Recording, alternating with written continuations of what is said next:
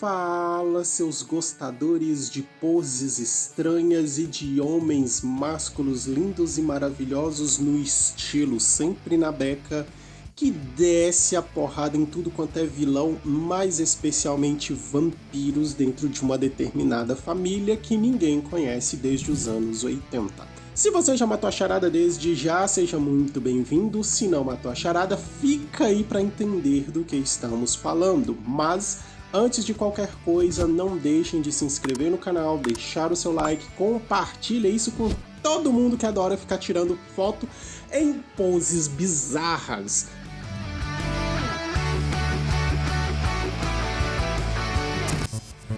Essa ideia de ter uma família destruindo inimigos sobrenaturais não é uma exclusividade de Castelo de Dona Vânia, muito pelo contrário.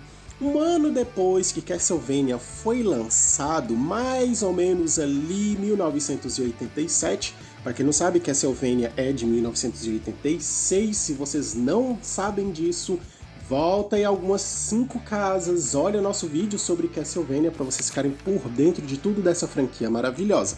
Um ano após o lançamento de Castlevania, Hirohiko Araki lança lá em 1987 a sua obra que perdura até os dias de hoje, sendo, vale aí uma curiosidade, a segunda maior obra da Shonen Jump. Claro que a gente tá falando dos homens mais lindo e maravilhoso dos anime. Nós estamos falando de JoJo's Bizarre Adventure. E pra você que acha que a maior obra da Shonen é One Piece, está muito enganado, otário. Ha! JoJo ficou na Shonen Jump até o ano de 2005, quando foi parar na Ultra Jump. Essa é uma publisher, meio que uma extensão da Shonen Jump, só que mais focada em mangás para o público jovem adulto. E os lançamentos da Ultra Jump eram feitos, melhor, são feitos de forma mensal. Ao contrário da Shonen, que lança semanal seus volumes ali nas revistas. Para quem não conhece, o formato de lançamentos da Shonen Jump é tipo, lança toda semana que a revista é lançada, tem ali capítulos de alguma obra, não especificamente daquela sequência. E aí a gente tem que comprar várias e várias revistas para conseguir concluir ali a história que a gente estava lendo. Então quando chega um determinado volume, né, aí junta aquilo tudo e monta um mangá e lança pela Shonen Jump mesmo. E aí, quando o JoJo vai para a Ultra Jump, ele passa a ser lançado de forma mensal, ou seja, já sendo lançado de forma já quase que no formato de mangá mesmo, do jeito que a gente já conhece aqui. Então, o Hirohiko, ele adorava fazer seus desenhos de forma realista, porém, na hora de colorir, ele metia os formatos surreais nas obras e ele sempre buscava ser o mais original e autêntico possível. Quem conhece JoJo sabe bem do que a gente tá falando, porque não tem nada comparado igual a JoJo aí na mídia. Ele adorava, na hora que estava desenhando, criando suas obras, juntar o clássico e o moderno. Lembrando que é o moderno daquela época, mas que hoje em dia seria o moderno da nossa época, mas o clássico sempre a mesma coisa clássica de sempre. E a intenção do Hirohiko era lançar uma trilogia de JoJo, e o final dessa obra se passaria no Japão atual. Esse Japão atual seria o atual, tipo, lá de 2005, mais ou menos, tá? Então a ideia do cara era formar uma trilogia, e no Japão daquela época da trilogia dele, a história teria um fim ali dentro. Então imagine esses personagens dentro do Japão daquela época do Hirohiko quebrando pau like a Digimon.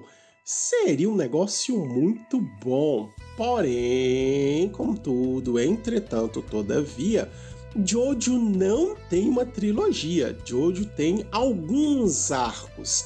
O Hirohiko fez muitas, mas muitas pesquisas antes de iniciar essa obra, porque ele queria demonstrar do seu próprio jeito como que os espíritos da cultura japonesa funcionariam dentro do seu mundo, e ele ainda faria uma mistura com a arte dos anos 80 80. Então pense o cara pegando arte dos anos 80, mais cultura japonesa, mas o cara também gostava muito de coisas ocidentais. Então ele vem aqui pro lado do ocidente, pega o estilo clássico que a gente tinha aqui e joga uma pitadinha de mistério ali e coloca um pouco da sua infância ali também, porque na infância dele ele adorava essas coisas de mistério. Então pense que o Hirohiko adorava Scooby-Doo e as crianças e as suas crianças enxeridas. E foi dessa forma que começa essa bagunça que a gente conhece nos dias de hoje, uma bagunça muito boa. E se você não conhece ou não gosta de Jojo, você está errado, tá? Você não existe nesse mundo. E é dessa forma que Jojo não só surge, mas também ele vem trazendo pra gente todos esses conceitos malucos, ou nem tão malucos assim, tá? Porque dali dentro da criação dos seus personagens e dos poderes dos protagonistas, a base do Hirohiko é tirada de uma ideia de como seriam mulheres e crianças se encontrando com homens fortes no campo de batalha. Então pense aí, o campo de batalha, o pau tá quebrando, gente tomando porrada e morrendo pra tudo quanto é lado, só que ali no meio de homens fortes, gente, não especificamente musculosos e tal, mas homens poderosos. Então como seria o encontro dessas mulheres e crianças com esses homens muito fortes e poderosos? Como que essas pessoas iriam enfrentar esses poderosos? Então, com base nessa imaginação, o Hirohiko Araki cria ali os seus personagens de Jojo, porque essas pessoas, né, tinham que se virar de alguma forma. Só que aí, assim, né, quando ele chega ali nos Stardust Crusaders, o cara migra dessa ideia e pula lá pros RPGs japoneses. Então, né, ele busca ali as mulheres e crianças tendo que enfrentar esses homens fortes e elas precisavam dar um jeito de vencê-los, os poderes e habilidades, ele vai lá nos JRPGs para poder pegar a essência daquilo ali, dos seus poderes e habilidades dos personagens desses jogos eletrônicos para inserir dentro da sua ideia. A única exceção aí é o Jotaro, porque o Jotaro ele se baseia... O Jotaro ele é totalmente inspirado no Clint Eastwood. Vocês verem que o cara, ele é muito 80 ou 80, sabe? Ele não tem 8, é sempre 80 e 80, assim. O protagonista dessa obra chamada Jojo, ele é um cara fenomenal. E o Chan em Jojo, além de suas bizarrices, é que a cada temporada o protagonista, o protagonista sempre muda. Então, se na primeira temporada ele conta com o Jojo X, na segunda é o Jojo Y, porque sim. Aí chega lá na frente outro Jojo. Mentira, não é porque sim. Sempre tem as suas explicações, mesmo que poucas ali. Mas o foco é, a cada temporada nós contaremos com um Jojo diferente. Isso é legal porque rola muita discussão no bom sentido, principalmente na internet, de qual é o melhor Jojo, com quem as pessoas mais se identificam. E isso gera muita conversa, muita brincadeira aí pelas internet da vida. Toda essa diversidade de protagonistas é legal porque cada um desses protagonistas, na verdade, cada uma das temporadas de arcos de Jojo, as pessoas que aparecem têm personalidades completamente diferentes. E isso é muito legal, porque, tipo, nós estamos falando de uma obra onde, sei lá, no primeiro arco o protagonista é um herói que vira um pai que vai comprar cigarro. Aí depois de ter um filho com uma amante, aí a gente pula do nada pra uma outra temporada onde o protagonista é um trambiqueiro que, tipo, não quer nada com a vida. Em contrapartida a tudo isso, nós podemos ter um arco aí onde o herói realmente é um herói e ele é comprometido com a sua causa. Claro, eu não estou aqui falando que, tipo, isso acontece na primeira temporada, nem na segunda, nem na terceira. É coisa misturada dentro de Jojo que só quem assistiu ou só quem for assistir para entender quem são esses personagens e que ponto eles aparecem. Só que assim, galera, as referências existentes em Jojo, elas simplesmente não param. Você sabe aquelas poses malucas, lindas, mas malucas que eles fazem? Então, assim, eu vou entrar nesse balaio de gato, porque se você gosta dessas poses, você tem que agradecer ao gênero de terror. E se você não gosta de terror, você tem que agradecer ao terror. É por isso que eu falei que eu entro nesse balaio, porque eu não gosto de filmes de terror, e ainda assim eu tenho que agradecer ao gênero terror, porque foi graças a esse estilo que nós temos essas poses aí malucas do Jojo, só que não somente ao terror. Também o Hiroshi, ele vai lá no heavy metal para poder se inspirar na criação dessas poses aí. E além dessas duas inspirações, o Hirohiko, ele viaja para a Itália. Lá na Itália, ele vai estudar artes, mais especificamente sobre as artes de Michelangelo, e aí ele começa a construção dessas poses que ganham, né? Essas poses, elas ganham tanto sucesso, elas fazem, na verdade, tanto sucesso que elas transcendem a obra original, ganhando na vida real o nome de Jojo Daichi, ou poses Jojo. Na real, mano, essas poses fazem tanto sucesso, mas tanto sucesso, que tem concurso dessas poses. Eu queria ver um concurso de poses de Jojo. Eu tenho um amigo que gostaria de participar de um torneio assim. Mas enfim, agora, com tudo pronto, todas as suas inspirações e referências postas em sua própria cabeça, o Hirohiko, ele constrói finalmente Jojo's Bizarre Adventure. E na obra a gente vai acompanhar a família Joestar, que tem a função de proteger geral das investidas sobrenaturais que querem dominar o mundo. Eu falei com vocês lá no início que Castlevania não era o único lugar onde família tem que proteger o planeta de criaturas sobrenaturais, né? Tem que proteger geral das criaturas sobrenaturais que aparecem. Jojo também faz isso. Então, no primeiro arco de Jojo, a gente vai conhecer o Jonathan Joestar. Ele cresce ao lado de Dio Branco. Cara, Dio, meu Deus, que personagem. Não era pra gostar dele, mas a gente gosta. É um dos melhores personagens da obra.